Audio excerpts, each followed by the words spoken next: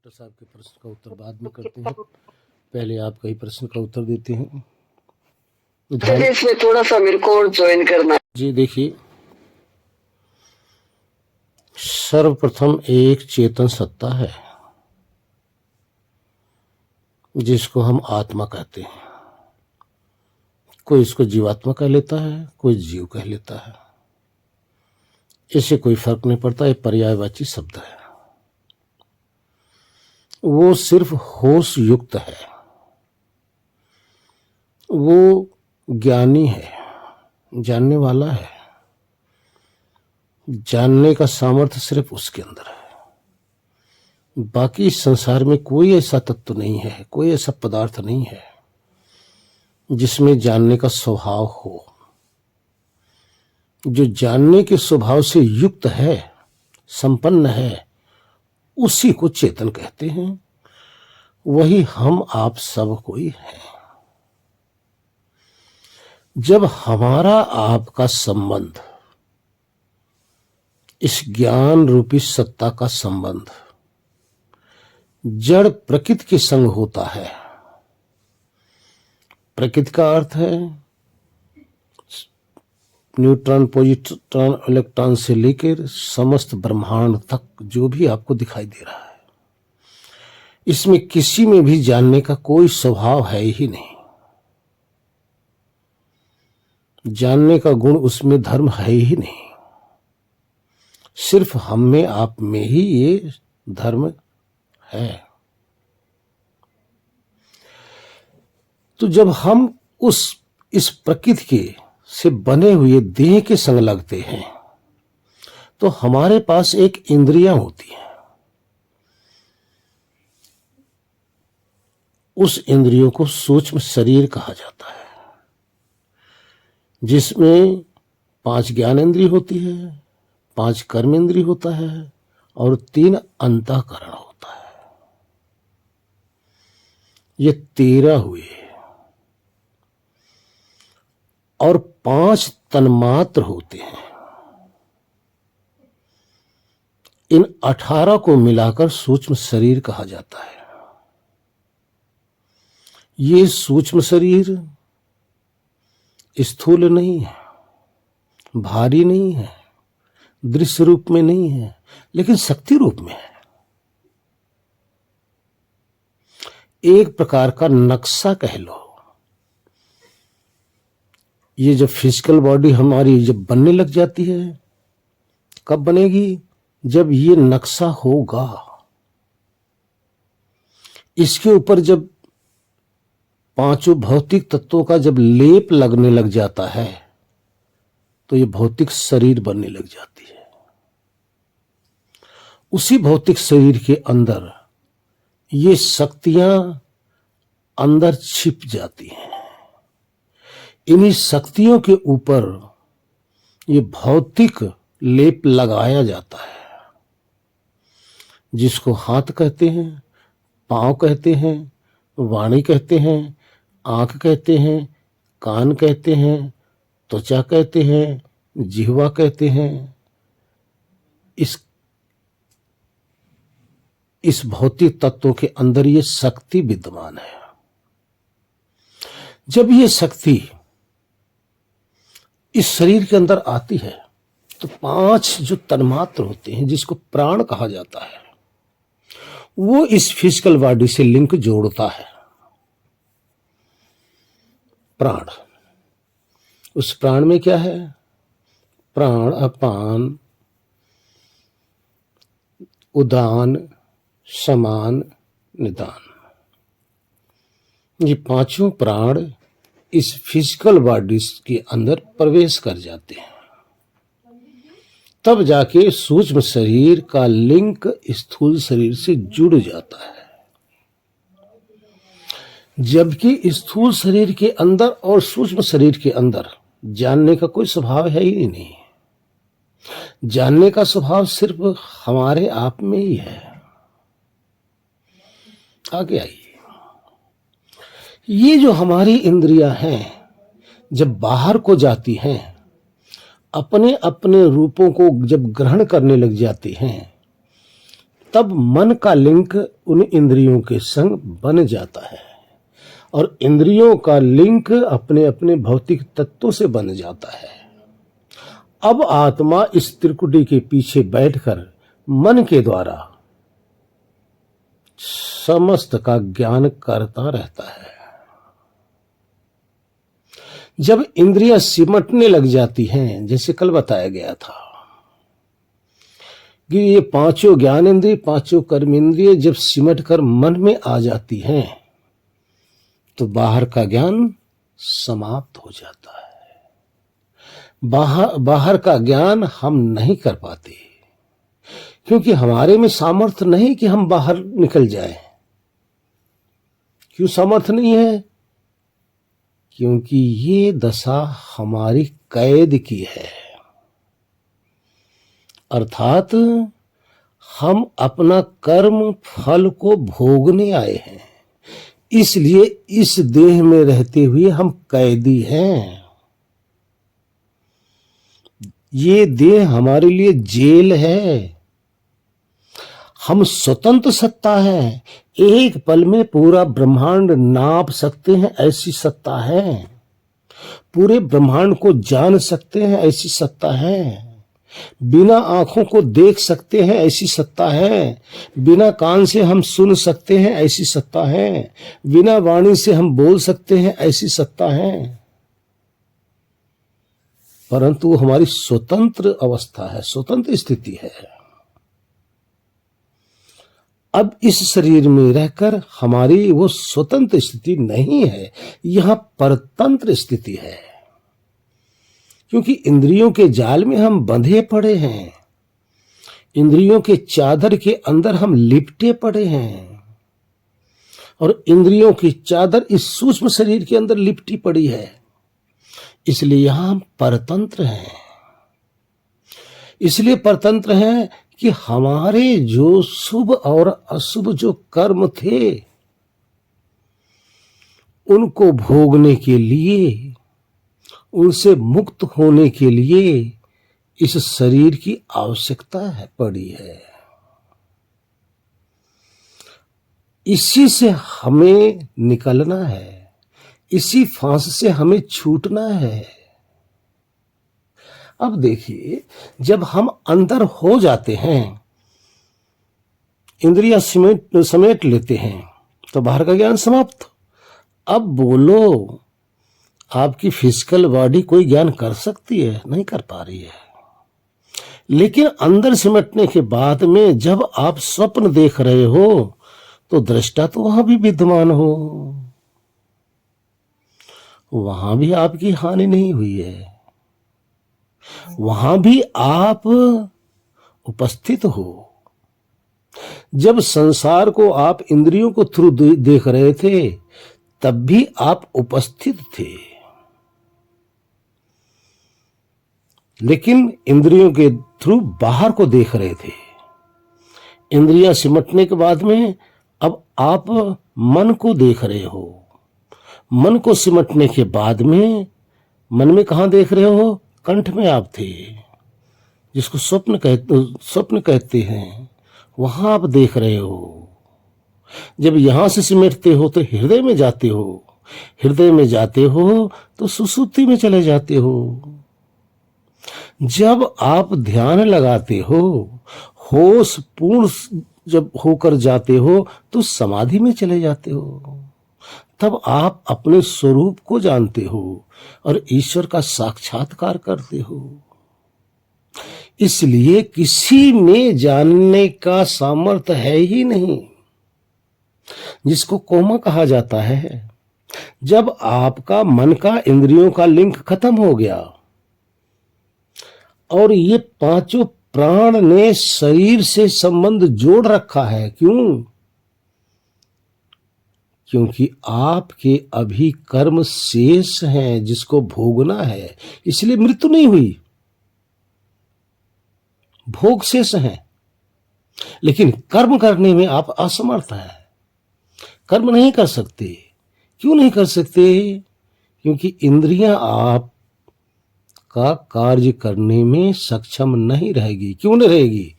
क्योंकि आपका संबंध कट गया, हट गया वहां से। इसलिए शरीर होते हुए भी, प्राण चलते हुए भी, इंद्रियां होते हुए भी, क्योंकि इंद्रियों को प्रेरित करने वाले आप ही तो हो। अब आप अंदर जाकर बेहोश स्थिति में पड़े हो, श्वास चल रही है, प्राण ने आपके फिजिकल बॉडी से संबंध जोड़ रखा है, जिस प्राण के द्वारा आपकी शरीर यथाउचित चल रही है। शरीर में गर्मी भी है, रक्त संचार भी है, सब कुछ है। लेकिन जो ज्ञानी है ना, ज्ञान ही इन इंद्रियों के संग ही नहीं लगा है। ज्ञाता तो है, संग छोड़ दिया। इसी तरह से अंत काल में जब प्राण को लेकर आप उड़ जाओगे, 5 प्राण, 5 ज्ञान इंद्रिय, 5 कर्म इंद्रिय, 3 अंतःकरण, 18, 19वां आप। जब ये 19 इसमें से लेकर उड़ जाओगे तो इस शरीर के अंदर ना तो ब्लड का संचार होगा, ना शरीर के अंदर गर्माहट होगी, कोई भी कार्य नहीं हो रहा होगा और शरीर यूं की यूं आपकी पड़ी रह जाएगी। तो अब आप स्थूल शरीर को त्याग कर सूक्ष्म शरीर के द्वारा अब इसमें से निकल गए। कहने का तात्पर्य है, ज्ञानी सिर्फ आप हो। और ध्यान रखो, आप बाहर नहीं हो, आप सिर्फ इस शरीर के अंदर हो, शरीर से बाहर परे बिल्कुल नहीं हो। क्योंकि परे देखने के लिए आंख चाहिए। अगर आप बाहर होते तो आंख की आवश्यकता नहीं थी। बाहर को के स्पर्श करने के लिए आपको त्वचा चाहिए। अगर बाहर होते तो त्वचा की आवश्यकता ही नहीं थी। बाहर का हर चीज अनुभव करने के लिए आपको साधन की आवश्यकता है, क्योंकि आप अंदर हो, पैक हो, कैद हो। यही हमारा बंधन है, इसी से हमें छूटना है, अपनी स्वतंत्र स्थिति में पहुंचना है, जहां जाकर किसी भी प्रकार का हमें परतंत्रता रह ही नहीं जाती। तो अपने उस शुद्ध स्वरूप को प्राप्त करना है। हला प्राप्त ही है, लेकिन प्रकृति के संपर्क में आकर आप इनके संग लगकर अपने यथार्थ स्वरूप को भूले बैठे हो। बस भूले हो, ध्यान रखना, ऐसा नहीं कि हो नहीं, हो, भूले हो। बस उसी का ज्ञान करना है, उसी का अनुभव करना है। अनुभव कर लोगे, ज्ञान कर लोगे, उसमें स्थित हो जाओगे तो इस जड़ प्रकृति से अपने आप को अलग अनुभव करने लग जाओगे। यही हो गया आत्म ज्ञान। और बिना आत्मज्ञान की मुक्ति नहीं होती। जब आपने अच्छा जी, जब आप बता, न ही आप इस शरीर में अपनी मर्जी से आए हो, न ही इस शरीर से अपनी मर्जी से जाओगे। आप अपने कर्मों के अनुसार इस शरीर से जोड़े गए हो और कर्म फल भोगने के बाद इस शरीर से आप निकाल दिए जाओगे। निकलोगे नहीं, निकाल दिए जाओगे। कोई इस शरीर से निकलना नहीं चाहता, कोई मरना नहीं चाहता, फिर भी मर जाता है। सब जीना चाहते हैं लेकिन जी नहीं पाता, एक दिन मरना ही पड़ता है। तो इसलिए इसमें आपकी स्वतंत्रता नहीं है, इसमें आपकी परतंत्रता है। स्वतंत्रता को ही तो प्राप्त करना है, आपको निकाल दिया जाएगा, ध्यान रखना। अभी 18 तत्व तो बताया गया है, 19वां आत्मा होता है। 18 तत्वों के बीच में लिपटा हुआ, ध्यान रखना, लिपटा हुआ जैसे जेर के अंदर शिशु लिपटा होता है ना गर्भ में, उसी तरह से इन 18 तत्वों के अंदर लिपटा हुआ आत्मा अज्ञान दशा में रहता है। और ये 18 तत्व अर्थात वो जो प्राण हैं वो इस आत्मा के वाहक है। उस प्राणों के द्वारा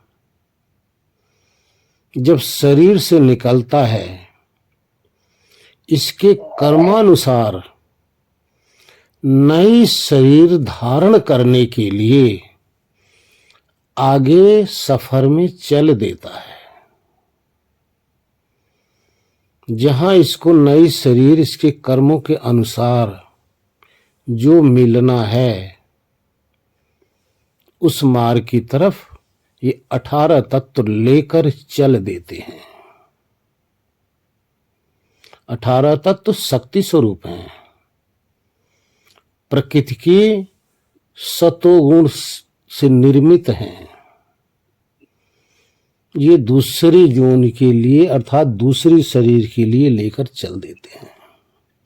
अब वहां आत्मा को कुछ नहीं पता होता है।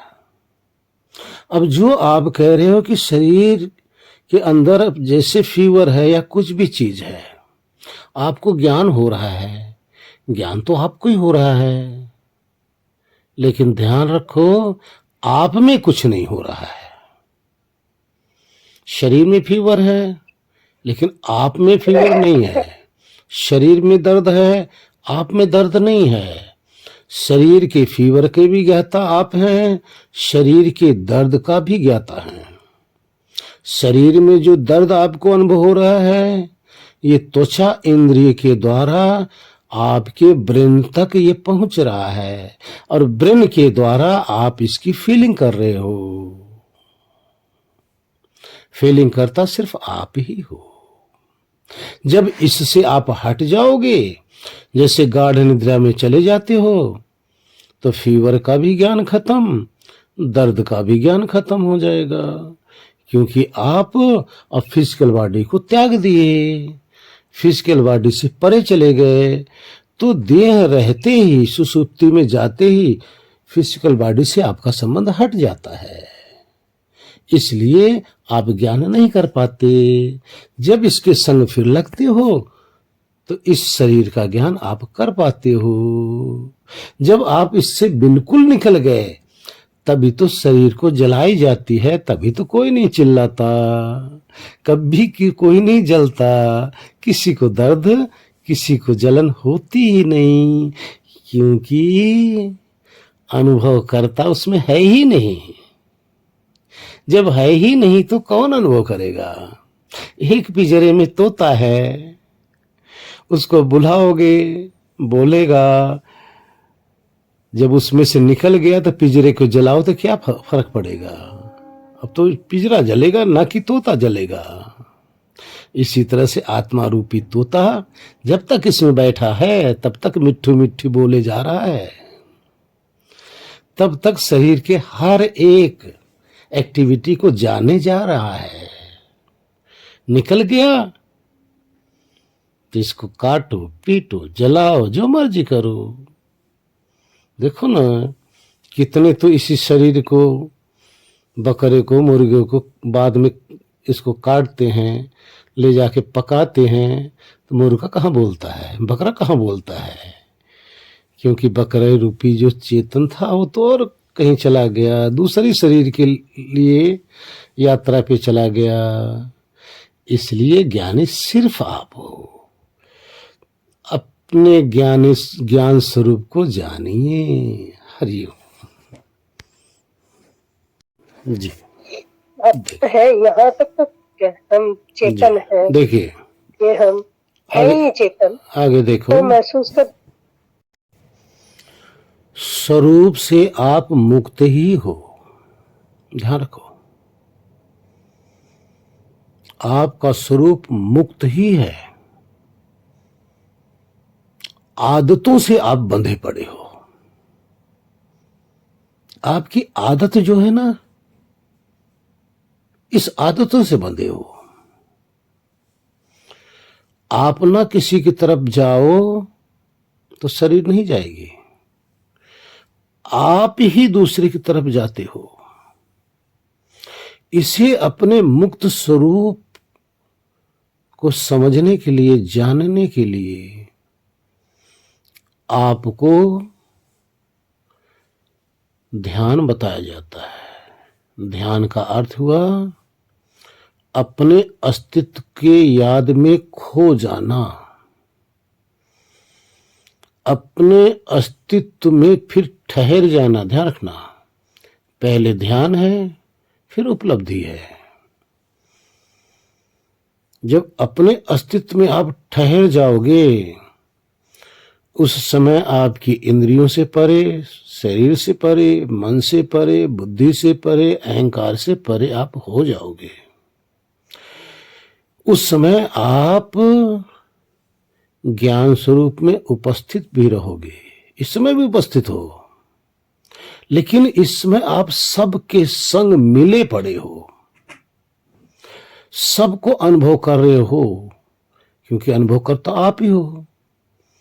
लेकिन दूसरे का अनुभव करते करते अपना अनुभव नहीं कर पा रहे हो। जब सबके अनुभव से छूटकर सिर्फ अपने अनुभव में आप ठहर जाएंगे, तो आपको अपने मुक्त स्वरूप का ज्ञान हो जाएगा। जब आप इनके संग लगे ही नहीं, तो आप अपने मुक्त स्वरूप में ही हो। मुक्त करना नहीं, मुक्त हो, लेकिन आप जबरदस्ती अपने आप को दूसरे में लुटाए जा रहे हो, दूसरे में लिपटाए जा रहे हो। राग में, द्वेष में, मोह में, क्लेश में, भोग में, कर्म में अपने आप को लुटा रहे हो। ये सब त्याग दो, अभिमुक्त हो। ये क्यों त्याग नहीं पा रहे हो?